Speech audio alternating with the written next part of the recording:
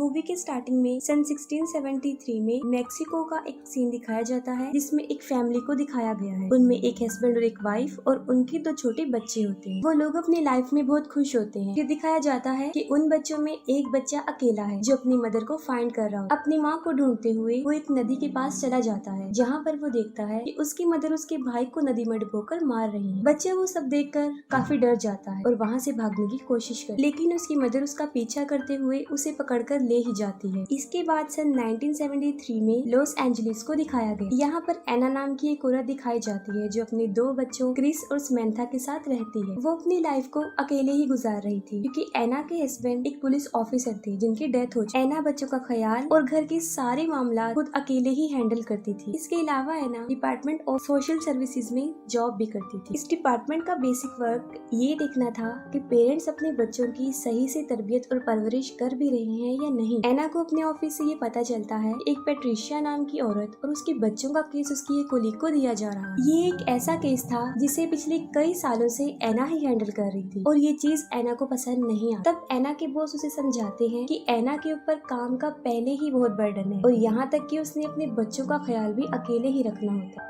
और यही वजह है कि वो केस इसके अलावा किसी और को दिया जा रहा है। मगर फिर भी एना इस पर एग्री नहीं हो। वो कहती है कि मैं पेट्रिशिया को जानती हूँ और वो मेरे ऊपर बिलीव भी करती है और उसके बच्चों को तो मैंने अपनी आंखों के सामने ही बड़े होते हुए देखा है। वो कहती है कि उसके अलावा कोई भी ये केस अच्छे से हैंडल नहीं कर सकता। फिर एना के बॉस उसकी बात पर एग्री हो जाते हैं और वो केस एना को ही दे देते हैं। पेट्रिशिया के बच्चों के स्कूल से कॉल आती है कि वो फिर से स्कूल नहीं आ रहे हैं और यही वजह है कि एना को उनके घर जाना था, जिस पर उसके बॉस उसे कहते हैं कि वो अपने साथ एक पुलिस ऑफिसर को भी लेकर जाए और एना एक पुलिस ऑफिसर के साथ पेट्रिशिया के घर पहुंच जाती है। सबसे पहले पेट्रिशिया सबको अंदर आने से मना कर देती है, लेकिन फिर एना उसे बताती है कि वो सिर्फ अकेली ही अंदर आएगी और इस बात पर पेट्रिशिया उसे अंदर आने देती है। एना देखती है कि पेट्रिशिया बहुत बुरी तरह डरी हुई है और वो फिर उससे उसके बच्चों के बारे में पूछती है, जिस पर वो कहती है कि वो सेफ, लेकिन एना को उसके बच्चे नजर नहीं आ रहे होते। फिर एना को एक डोर नजर आता है जिसके ऊपर बहुत ज्यादा आइस की पिक्चर्स बनाई होती है। एना उस डोर के पास जाती है जिसे देखकर पेट्रिशिया बुरी तरह भड़क जाती है। वो एना पर अटैक करती है और उसे मारने की कोशिश करती है। तभी फौरन पुलिस वाला वहाँ पर आ जाता है और पेट्रिशिया को पकड़ लेता है और इसी दौरान एना पेट्रिशिया के गले से एक की निकाल लेती है, जिस पर पेट्रिशिया उसे कहती है कि उस डोर को मत ओपन करो, लेकिन एना दरवाजा खोल लेती है और उस डोर के अंदर पेट्रिशिया के दोनों बच्चे होते हैं। वो दोनों बच्चे भी बुरी तरह काफी डरे और सहमे होते हैं और एना को कहते हैं कि दरवाजा बंद कर वरना वो हमें मार दे। एना को इस बात की बिल्कुल भी समझ नहीं आती कि वो बच्चे ला लोरेना की बात कर रहे हैं। इसके बाद उन बच्चों को चाइल्ड सर्विस शेल्टर में भिजवा दिया जाता है। एना देखती है कि उन बच्चों के हाथ में जलने का निशान है, जिस पर वो बच्चे कहते हैं कि ये उसने ही किया। तब भी एना को समझ नहीं आती कि वो किसकी बात कर रही है। इसके बाद एना अपने घर चली जाती है और रात के वक्त ला लोरेना पेट्रिशिया के बच्चों को पानी में डिबोकर मार। उन बच्चों को नदी में डिबोने के दौरान ला लोरेना की आंखों से मुसलसल आंसू बह रहे हैं और यही वजह होती है कि उसे वीपिंग वुमेन कहा गया है। एना के पास कॉल आती है कि पेट्रिशिया के बच्चे नदी में डूबकर मर गए हैं। एना वहाँ पर पहुँच जाती है और अपने बच्चों को कहती है कि वो कार में ही बैठे रहे। वो कार को थोड़ा दूर ही पार्क करती है ताकि उसके बच्चों को कुछ भी पता ना चले। एना अभी उन बच्चों की डेड बॉडीज के पास पहुँचती ही है कि तभी वहाँ पर पेट्रिशिया भी आ जाती है और वो एना को कहती है कि तुमने मेरे बच्चों को मार डाला और ये भी कहती है कि सिर्फ एक ही रात बची थी और इसके बाद हमें उससे छुटकारा मिल जाता, जिस पर एना उससे पूछती है कि किससे और पेट्रिशिया जवाब देती है कि ला लोरेना से। इसके बाद पुलिस वाले पेट्रिशिया को वहाँ से ले जाते हैं। बाहर कार में समंथा सो जाती है जबकि क्रिस जाग रहा होता है। वो चुपके से गाड़ी से उतरकर उन बच्चों की डेड बॉडीज को देखने जाता है। इसी दौरान क्रिस को वहाँ पर किसी के रोने की आवाज आती है और ये कोई और नहीं होती बल्कि ला लोरेना होती है जो कि क्रिस को अपने पास बुला रही होती है और फौरन वहाँ से गायब भी हो जाती है। फिर एकदम से वो क्रिस के पास आ जाती है और उसका हाथ पकड़ लेती है, जिससे कि उसका हाथ जल जाता है और क्रिस के हाथ पर भी जलने का वैसा ही जख्म हो जाता है जैसा पेट्रिशिया के बच्चों के हाथ पर था। क्रिस काफी डर जाता है और कार में आकर बैठ जाता है, लेकिन ला लोरेना भी वहाँ पर पहुँच जाती है और क्रिस को डराना शुरू कर देती है। ला लोरेना कार के अंदर भी आने की काफी कोशिश करती है। फिर एना वहाँ पर आ जाती है और उन्हें लेकर घर आ जाती है। अगली सुबह एना चर्च जाती है और चर्च के बाहर एक विच डॉक्टर जिनका नाम रेफल ओलिवेरा होता है वो खड़े होते हैं। वो अपने जादुई वर्ड्स की मदद से लोगों का ट्रीटमेंट कर रहे होते हैं जिससे कि वो ठीक हो जाते हैं। एना फादर से ला लोरेना के बारे में पूछती है और फादर उसे ला लोरेना के बारे में सब कुछ बता देते हैं। समंथा जो कि अपने घर में खेल रही होती है और उसे भी वहाँ पर ला लोरेना नजर आती है। ला रोना समंथा का हाथ भी पकड़ के उसे कर्स बना देती है और समंथा के हाथ पर भी जलने का जख्म बन जाता है। एना घर आ जाती है और वो देखती है कि समंथा बहुत ज्यादा डरी हुई है। एना उसके हाथों पर जले हुए जख्मों के बारे में पूछती है। तब समंथा झूठ बोल देती है कि मैं कहीं पर गिर गई। फिर एक डिटेक्टिव जिनका नाम कूपर होता है वो एना के घर पर आते हैं, जो कि एना के हस्बैंड के फ्रेंड थे। कूपर एना को बताते हैं कि पुलिस वालों को पेट्रिशिया पर ही शक है कि उसी ने ही अपने बच्चों को मारा है, लेकिन पेट्रिशिया और उसके गवाहों का ये कहना है कि मर्डर के दौरान पेट्रिशिया फुल टाइम चर्च में ही थी। कूपर एना को एक फाइल देते हैं ताकि वो पेट्रिशिया के केस के बारे में थोड़ी सी इन्फॉर्मेशन ले सके। फिर दूसरी तरफ हम देखते हैं रैफल को, जो पेट्रिशिया के घर में होते हैं और ला लोरेना के आंसुओं को कलेक्ट कर रहे होते हैं।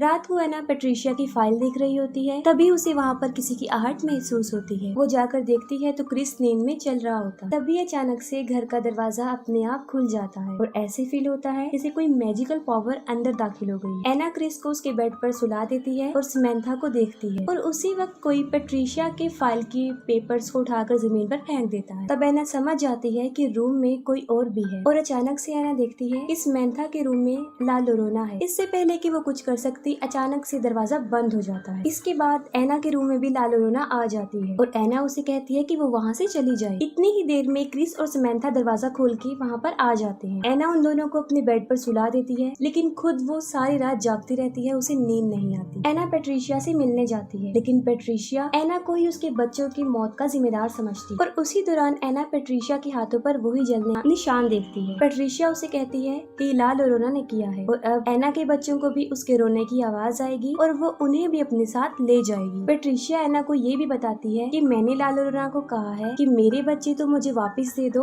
और एना के बच्चों को ले जाओ। क्रिस को किसी के रोने की आवाज आती है। पहले तो ला लोरेना उसे डराती है और फिर सीढ़ियों से उसे नीचे गिरा देती, लेकिन मौके पर ही एना वहाँ पर पहुँच जाती है और उसे हॉस्पिटल लेकर जाती है। जब डॉक्टर क्रिस के हाथों पर जलने के जख्म देखता है तब वो डिपार्टमेंट ऑफ सोशल सर्विसेज को कॉल कर देता है। रात को एना के घर पे कूपर और उसकी कोलीग डोना आते हैं और वो ये चेक करने आते हैं कि कहीं एना अपने बच्चों के साथ अब्यूज तो नहीं करती, कि किसी किस्म का कोई तशद्दुद तो नहीं करती। फिर एना क्रिस से ला लोरेना के बारे में पूछती है और वो उसे सब कुछ बता भी देता है। दूसरी तरफ ला लोरेना समंथा को पानी में डुबोकर मार रही होती है, लेकिन मौके पर एना वहाँ पर पहुँच जाती है और उसे बचा लेती है। इसके साथ ही ला लोरेना एना को भी कर्ज कर देती है और बड़ी मुश्किल से एना अपने बच्चों को वहाँ से लेकर भागने में कामयाब हो जाती है। एना चर्च में फादर के पास आती है, तब फादर उसे बताते हैं एनाबेल डॉल के बारे में, कि जब वो एनाबेल डॉल को लेकर आ रहे थे तब उस डॉल ने उन्हें बुरी तरह जख्मी कर दिया और वो ये भी बताते हैं कि इस तरह की चीजों में शैतानी ताकत होती है और चर्च तुम्हारी हेल्प भी करेगा। लेकिन उन्हें चर्च से सर्विसेज लेने में कई हफ्ते लग जाने थे, लेकिन एना के पास इतना वक्त नहीं था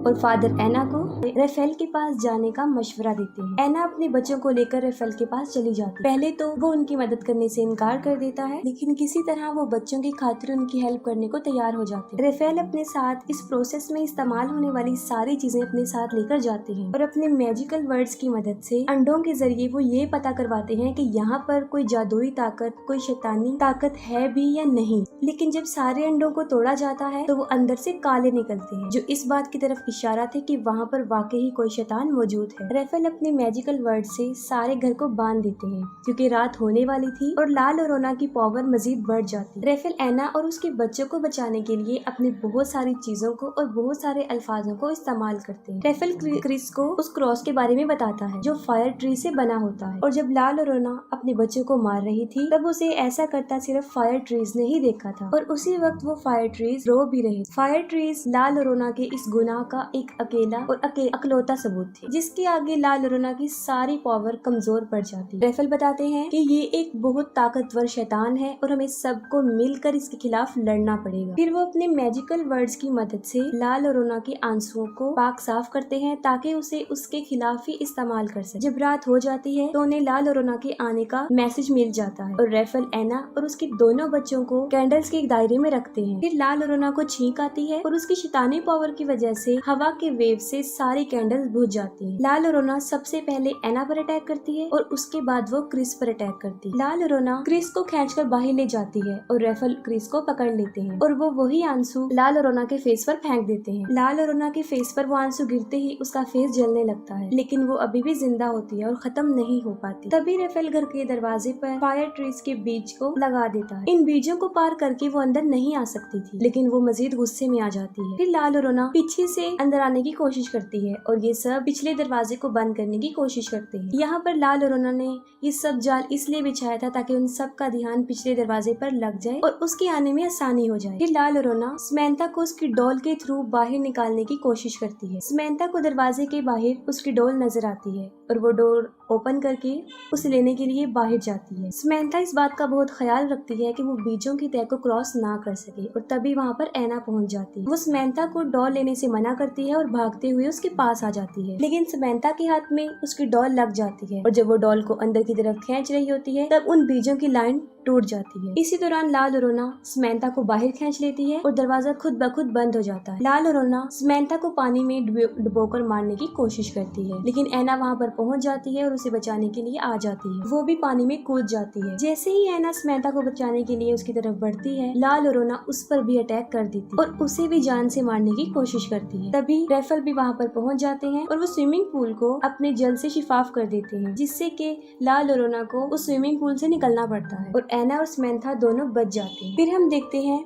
कि ऐना के हाथ में लाल और रोना का लॉकेट आ जाता है और वो लोग समंथा को लेकर अंदर भी आ जाते हैं। समंथा बार बार घर से जाने की कोशिश करती है, जिस पर रेफल ऐना को बताता है कि समंथा के ऊपर लाल और रोना हावी हो चुकी है और जब भी लाल और रोना समंथा को बुलाएगी तो ये फौरन उसकी तरफ चल पड़ेगी। रेफल ऐना को ये भी बताते हैं कि जब तक लाल और रोना से पीछा नहीं छूटता हमें इन दोनों बच्चों की हिफाजत करनी पड़ेगी। ऐना अपने बच्चों को कबर्ड में इसी तरह बंद कर देती है जैसे पैट्रिशिया ने अपने बच्चों को किया। दूसरी तरफ घर के बाहर लाल और रोना अभी भी बच्चों का वेट कर रही होती है। ऐना रेफल को वो लॉकेट दिखाती है जो उसने लाल और रोना के गले से उतारा था। रेफल ऐना को कहते हैं कि तुम इसे संभाल कर रखो, हम इसे उसके खिलाफ इस्तेमाल कर सकते हैं। कुछ देर गुजर जाने के बाद एक औरत उन बीजों की लाइन को क्रॉस करते हुए उनके बच्चों के पास पहुंच जाती है। ये औरत पैट्रिशिया होती है, जिसे ये लगता है कि अगर वो समंथा और क्रिस को लाल और रोना के हवाले कर देगी तो वो उसके बच्चे उसे वापस लौटा देगी। रेफल पैट्रिशिया को रोकने की बहुत कोशिश करता है, लेकिन वो उसे शूट करके मार देती है